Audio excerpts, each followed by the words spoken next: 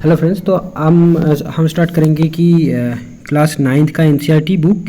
ठीक है, तो देख लेते हैं इसमें क्या क्या चैप्टर्स रहेगा इस बुक में। तो चलिए स्टार्ट करते हैं।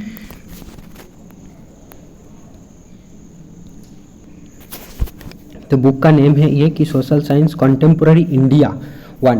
तो हम इंडिया के बारे में पढ़ेंगे इस क्लास 9th के एनसीईआरटी से। तो यहाँ पर क्या क्या चैप्टर्स है एक बार देख लीजिए।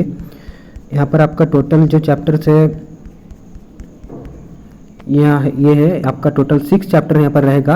पहला जो है साइज एंड लोकेशन, इंडिया की साइज एंड लोकेशन के बारे में है। दूसरा जो है फिजिकल फीचर्स ऑफ इंडिया है, देन ड्रेनेज है, देन क्लाइमेट है, then natural vegetation and wildlife है, and then population.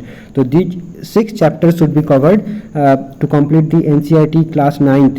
Okay, so let's start with the chapter 1। तो ये है इंडिया साइज एंड लोकेशन। हम इंडिया के बारे में जानेंगे। तो India is one of the ancient civilisations in the world. It has achieved multifaceted socio economic progress during the last 5 decades. It has moved forward, displaying remarkable progress in the field of agriculture, industry, technology, and overall economic development. India has also contributed significantly to the making of world history. Location: India is a vast country lying entirely in the northern hemisphere. The mainland extends between latitudes 80 degree 4 minute north and 37 degree 6 minute north, and longitudes 68 degree 7 minute east and 97 degree 25 minute east. तो ये तो India की location के बारे में बात होगी, latitudinal and longitudinal location के बारे में।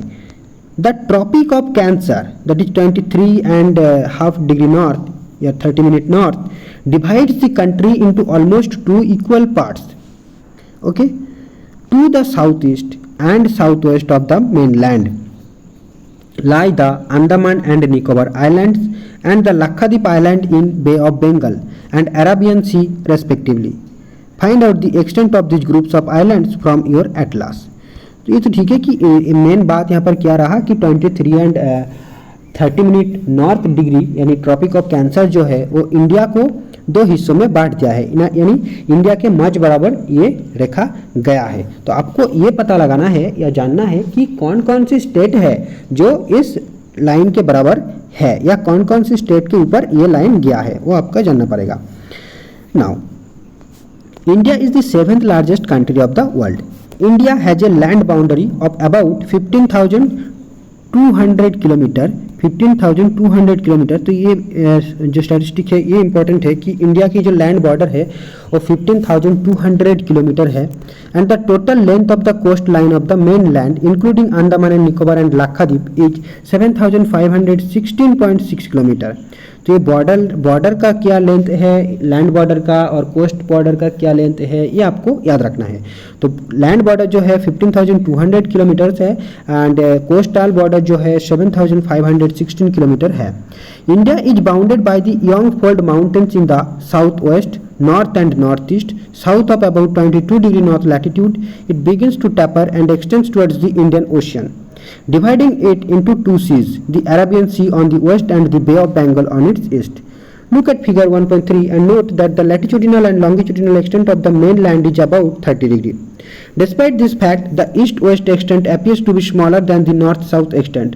From Gujarat to Arunachal Pradesh, there is a time lag of 2 hours. Hence, time along the standard meridian of India, 82 degree 30 minute east, passing through Mirzapur in Uttar Pradesh, is taken as the standard time for the whole country. तो हमारे जो standard time है वो जो 82 degree and 30 minute east longitude है वो मिर्जापुर के ऊपर से पास होती है जो कि उत्तर प्रदेश में है। ये भी आपको पता होना चाहिए। The latitudinal extent influences the duration of day and night as one moves from south to north. तो ये सारे नोट करने वाली चीज़ है कि the latitudinal extent influences the duration of day and night as one moves from south to north. Then India and the world. The Indian landmass has a central location between the East and the West Asia. India is a southward extension of the Asian continent.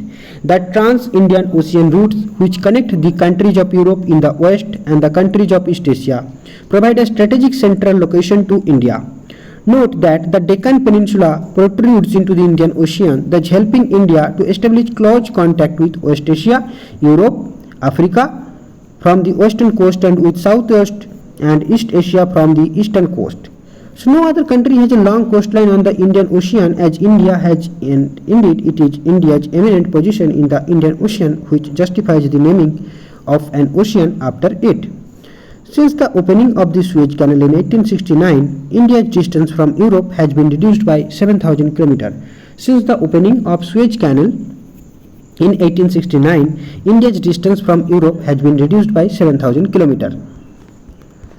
अब next time देखेंगे, देखो काफ़ी अच्छी जो है map यहाँ पर दिया हुआ है, जो लेंथ और जो ब्रेड्थ दिखाया गया है कि नॉर्थ टू साउथ क्या डिस्टेंस है हमारा बॉर्डर का, और इसका लैटिट्यूड लॉन्जिट्यूड भी यहाँ पर दिखाया गया है। तो इसलिए ये मैप काफ़ी अच्छी है, क्योंकि काफ़ी बार होती है स्पेशली जो चिल्ड्रन के लिए होती है, हम बहुत बार ट्यूशन वगैरह देते हैं एज ए प्राइवेट ट्यूटर, तो वहाँ जाकर एटलास में दिखाना मतलब एक हेक्टिक काम हो जाता है और बच्चों को समझ में नहीं आती इजीली। तो ये सारे मैप अगर प्रिंट करा के उसको पढ़ाया जाए तो वो इजीली समझ जाएगा। तो ये एनसीईआरटी के जो मैप्स है ये बहुत ही हेल्पफुल है। अब India's contacts with the world have continued through ages, but her relationships through the land routes are much older than her maritime contacts. The various passes across the mountains in the north have provided passages to the ancient travelers, while the oceans restricted such interaction for a long time. So these routes have contributed in the exchange of ideas and commodities since ancient times. The ideas of the Upanishads and the Ramayana, the stories of Panchtantra, the Indian numerals and the decimal system, which could reach many parts of the world. The spices, muslin and other merchandise were taken from India to different countries. On the other hand, the influence of Greek culture and the architectural style of dome and minarets from West Asia can be seen in different parts of the country. India's neighbors. India occupies an important strategic position in South Asia. India has 28 states and 8 union territories presently. So India shares its land boundaries with Pakistan and Afghanistan in the northwest, China, Tibet, Nepal and Bhutan in the north, and Myanmar and Bangladesh in the east. Okay, India shares its boundaries. तो ये बहुत important है कि किसके साथ हमारा boundary जो है शेयर हो रहा है। तो ये पोर्शन इंपॉर्टेंट है कि India shares it's land boundaries with Pakistan and Afghanistan in the north west, China that is Tibet, Nepal and Bhutan in the north, and Myanmar and Bangladesh in the east. Our southern neighbors across the sea consist of 2 island countries, namely ये देखो यहाँ पर भी एक map दिया हुआ है जहाँ पर स्टेट के बारे में, स्टेट की डिविजन्स के दिया हुआ है। तो ये काफ़ी नीट एंड क्लीन मैप है, तो ये भी काम में आएगा स्पेशली स्टूडेंट्स के लिए अगर आप ट्यूशन वगैरह दे रहा हो तो।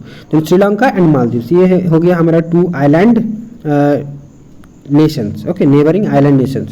Then Sri Lanka is separated from India by a narrow channel of sea found by the Palk Strait and the Gulf of Mannar.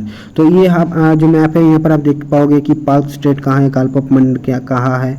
तो ये आप सारी चीज़ें एटलास में आपको दिखना पड़ेगा और ये सारी चीज़ें मास्टर करना पड़ेगा। Then while Maldives islands are situated to the south of the Lakshadweep island. तो हमारा लाक्षाद्वीप जो है यहाँ पर है, लाक्षाद्वीप देखो लाक्षाद्वीप यहाँ पर है और इसके नीचे है ठीक मालदीव्स यहाँ पर है। ठीक है, तो मालदीव्स जाना काफ़ी आसान है, अब इजीली जा सकते हो। श्रीलंका जाना भी आसान है। ओके, तो ये हमारा 2 नेबरिंग स्टेट्स है जो कि आइलैंड है। And India has had strong geographical land and historical links with her neighbours. Look at the physical map of Asia in your atlas and note how India stands apart from the rest of Asia. तो ये एक brainstorming questions हुआ है। अब तो ये इसी के साथ हमारा जो है ये फर्स्ट चैप्टर खत्म हो जाती है, ये एक्सरसाइज आ जाती है। इस एक्सरसाइज काफ़ी इजी तरीके से दिया हुआ है, आप चाहे तो इसे चेकआउट कर सकते हो और सॉल्व भी कर सकते हो। ठीक है, तो बस इतना ही। ये सारी चीज़ें हमने जो भी इम्पोर्टेंट था वो यहाँ पर आपको हाईलाइट दिखने को मिलेगा, क्योंकि मैंने पहले से एक बार पढ़ लिया है और उसके बाद फिर आपको रीड आउट करके मैं इसको बता रहा हूँ। और ये पॉइंट हमने मिस कर दिया था कि the southernmost point of the Indian Union that is Indira Point got submerged under the sea water in 2004। तो हम जिसे बोलते हैं कि हमारा साउदर्न पॉइंट इंदिरा पॉइंट है, वो एक्चुअली सबमर्ज्ड है, मतलब ओशियन के अंदर चला गया है इन प्रेजेंट सिनेरियो। तो जो भी इंपॉर्टेंट बातें हैं वो हाईलाइट करके मैंने दिया था, तो आप वहाँ से भी नोट करके रख सकते हो आपकी नोटबुक में। Thank you friends, thanks for watching and don't forget to subscribe.